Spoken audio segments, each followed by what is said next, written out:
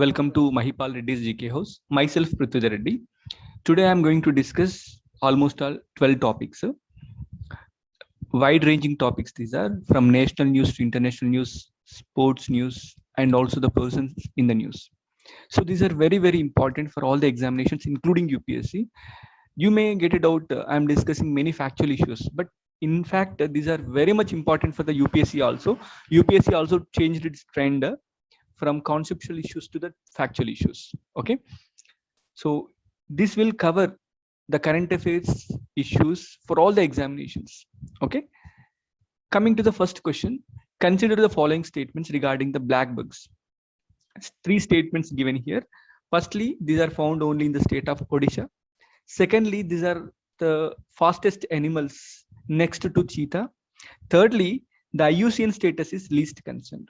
Okay, out of these three statements, first statement is outrightly rejected because these are found in the other states also. We will be discussing like Tamil Nadu, Rajasthan. There are various states.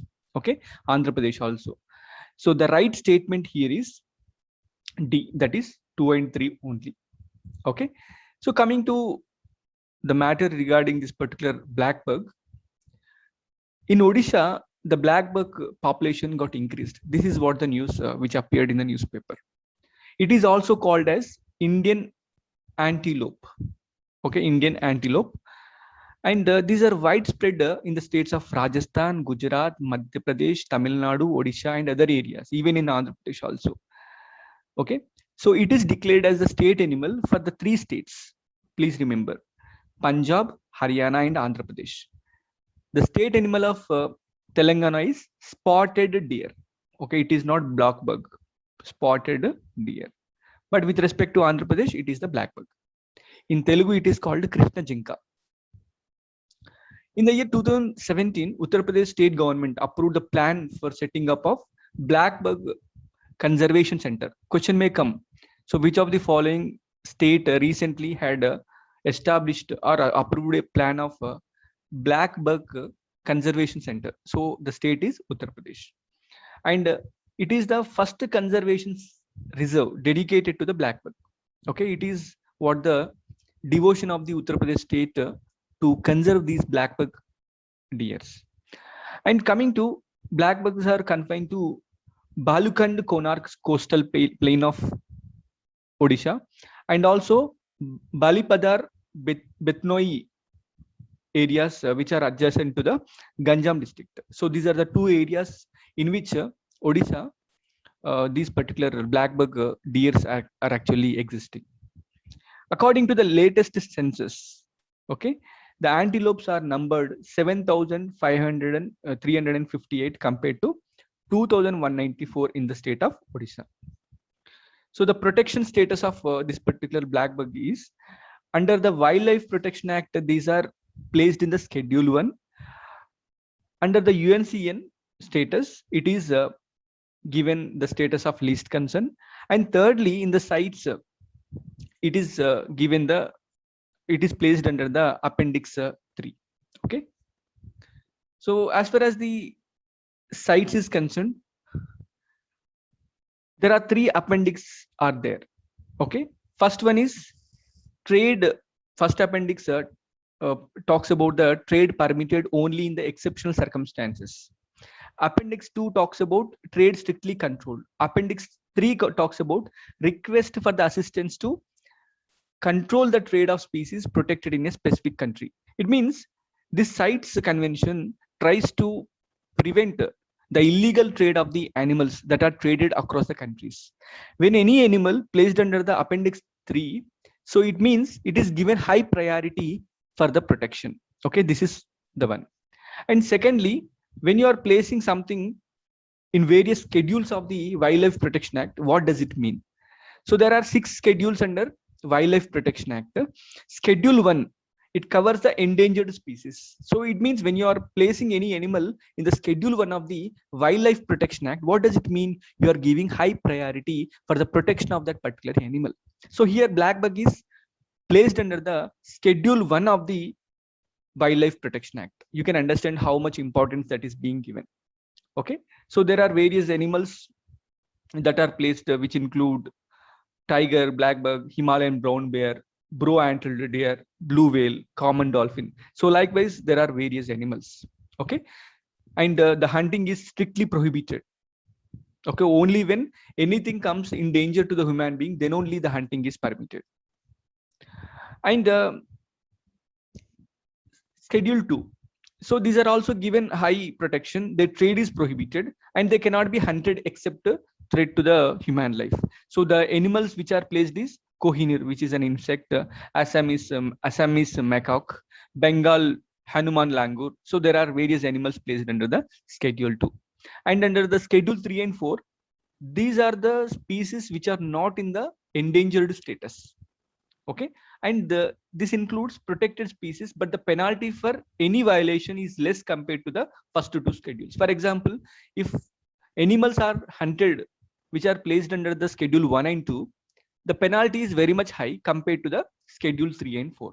So what are the animals placed under this particular schedule? Hyena, Himalayan rat, porcupine, flying fox, Malabar tree toad, etc. These are the animals placed under this particular Schedule 3 and Schedule 4. Okay, so these are only indicative animals. There are many animals placed under this particular list.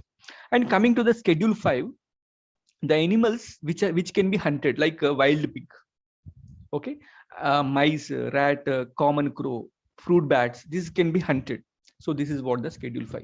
So what I want to tell you is this particular black bug is being given high priority by placing in the first schedule, despite it is only in the status of least concern. Even there is no apparent harm to this particular black bug population, but still it is being placed in the Schedule 1 of the Wildlife Protection Act.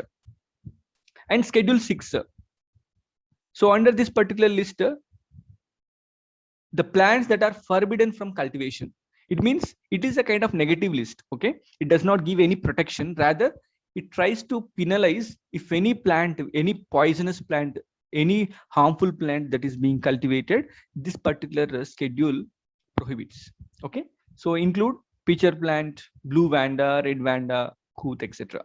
Okay, then coming to the next question, CHEART OPD is a portal for which of the following?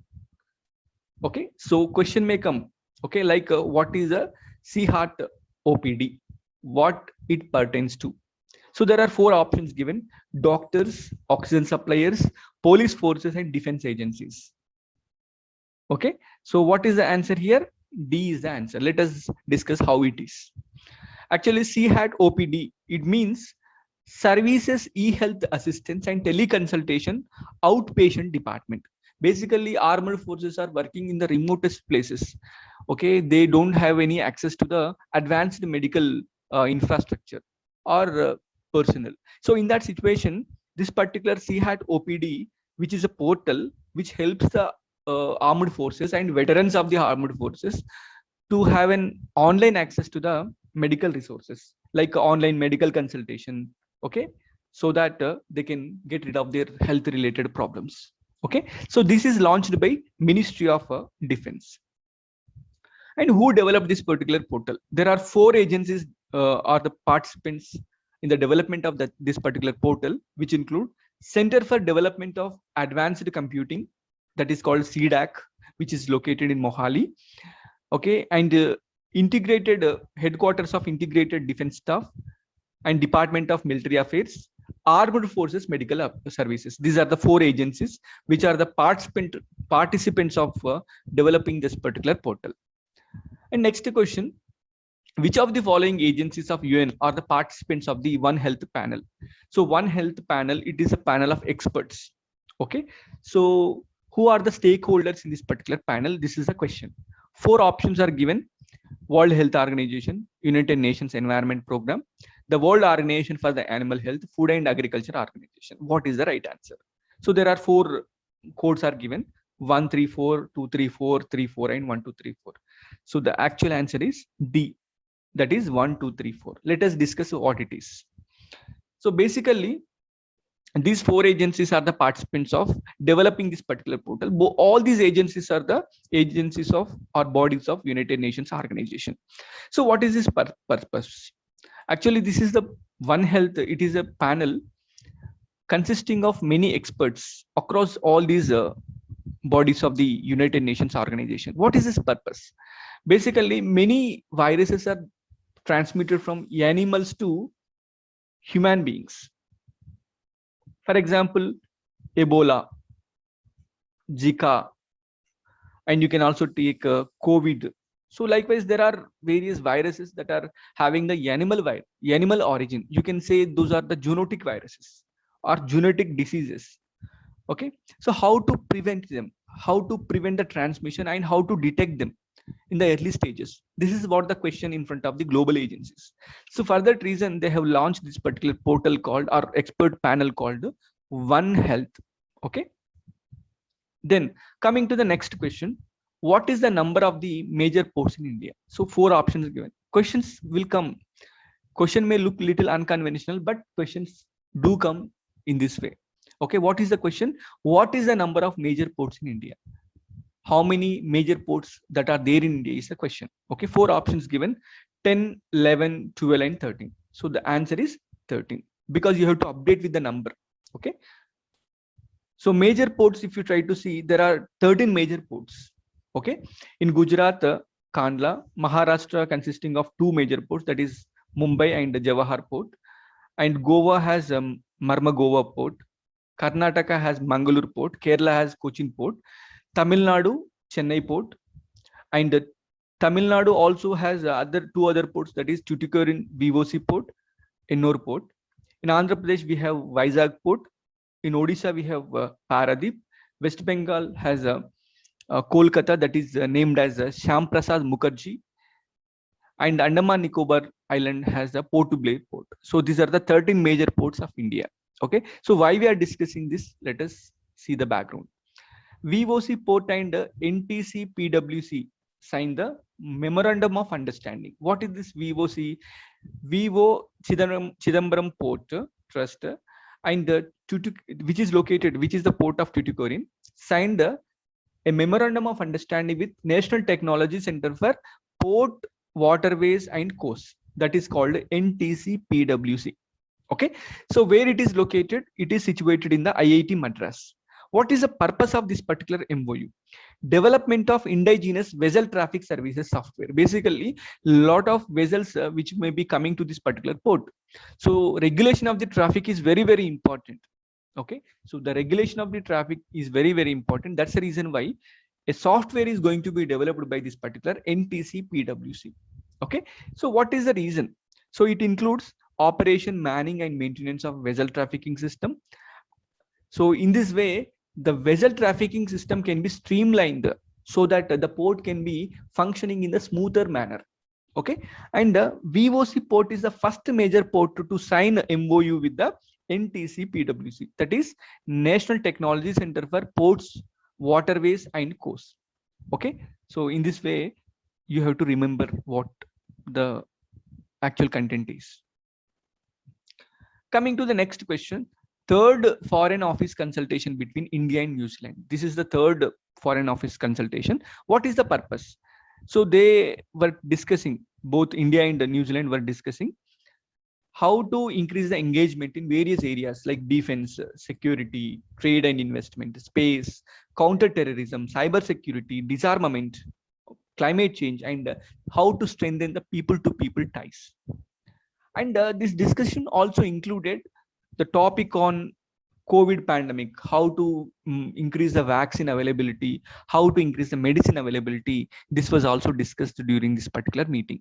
So these are the usual meetings and engagements that can take place between all the countries.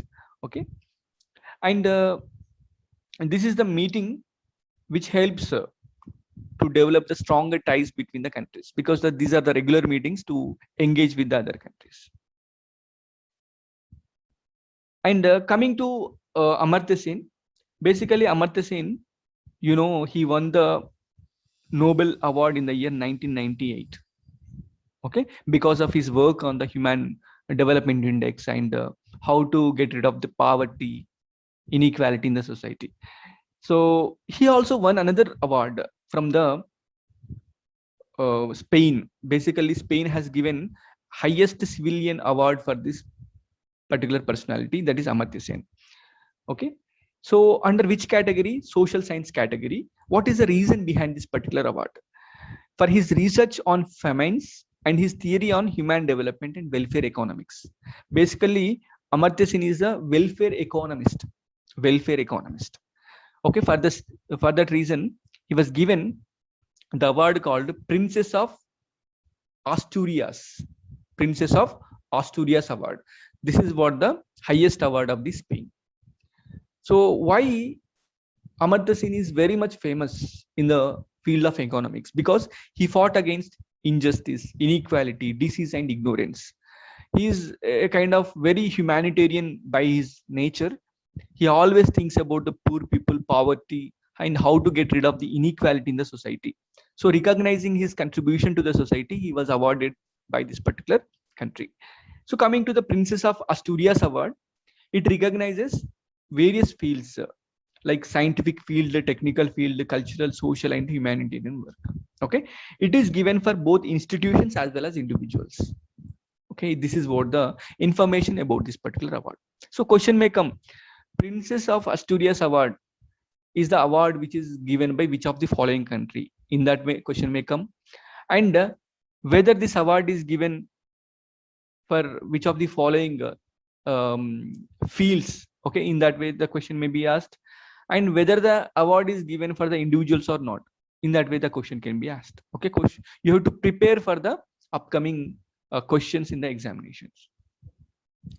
Next one, which of the following scientists is known as a father of hybrid rice? Okay, so 4 options are given: Robert Bakewell, Norman Borlaug, Luther Burbank, and Yuan Longpin. Okay, the answer is D, that is Yuan Longpin. Why we are discussing about this means because Yuan Longpin passes away, who is known as father of the hybrid rice.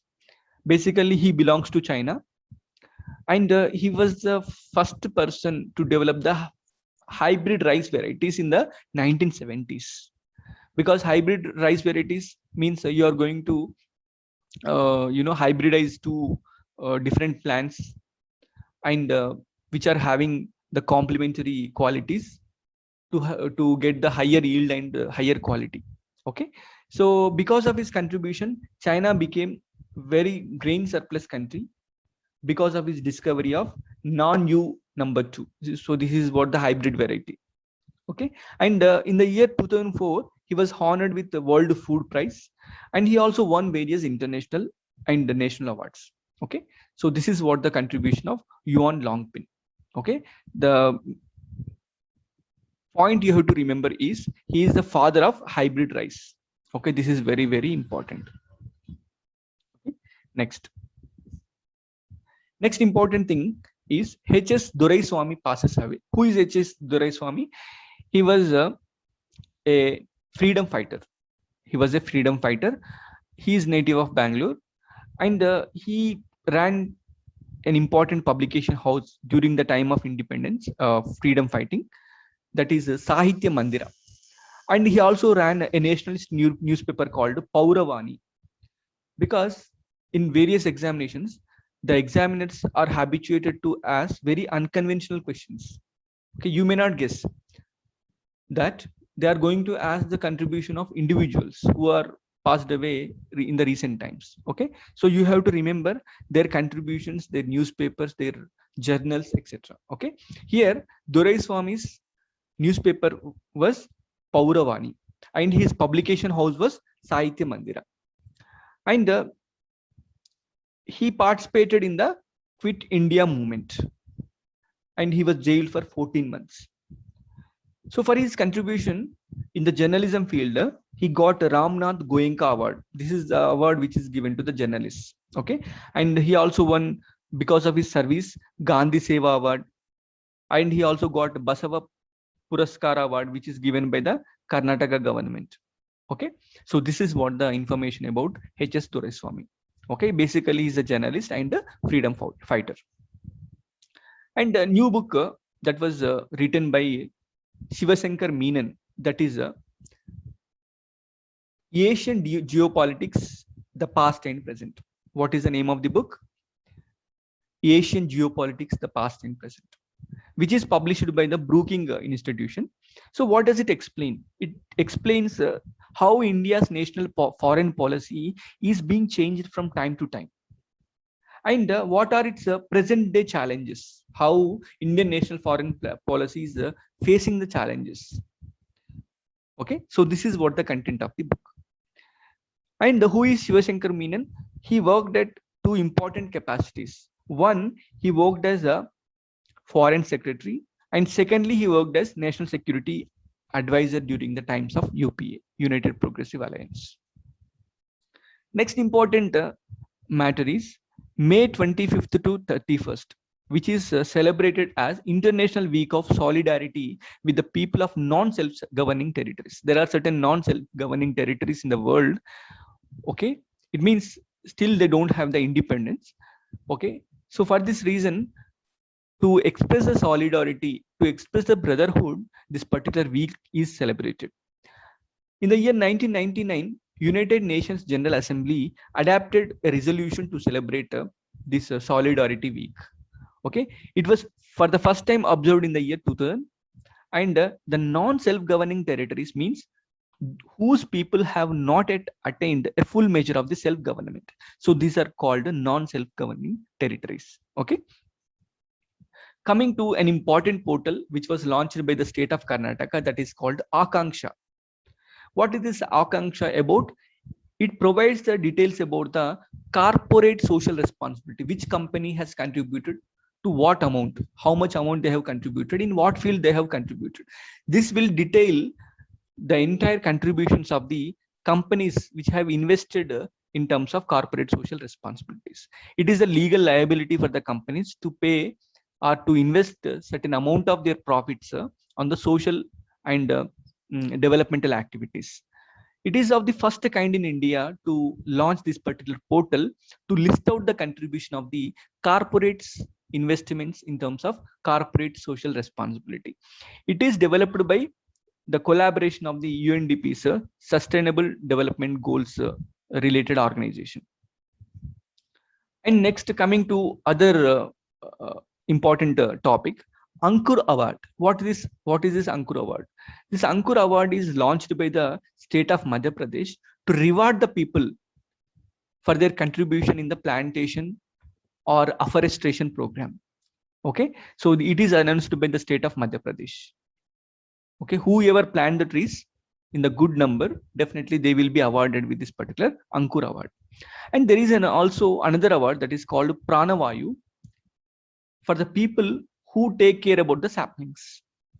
Okay, so basically after plantation, the saplings which are there, the young plants, whoever take care of their survival, those will be given this particular Pranavayu Award. And people can participate, and they can involve themselves in the plantation process by registering themselves in the app called the Vayudeep app. So Vayudeep app, it is an app which will have the list of the people who are going to participate in the plantation process. And coming to important scheme launched by the state of Jammu and Kashmir by the Lieutenant Governor of Jammu and Kashmir, whose name is Manoj Sinha. That is the scheme, that is special assistance scheme for the COVID mortalities. Basically, due to the COVID, many children are becoming orphans, or there are many families which are deprived of the breadwinners. Okay, so it tries to help those families who lost the breadwinners by giving the financial assistance. Okay, that is the scheme. The scheme is Special Assistance Scheme for COVID Mortalities. That is SASCM. That is a scheme launched by the state of Jammu and Kashmir. Okay, so thank you friends. Thank you for watching this video, and do subscribe to this channel and follow these current affairs regularly. Basically, I shall really promise you, these are very, very important current affairs which have high relevance for your examination. Okay, thank you so much.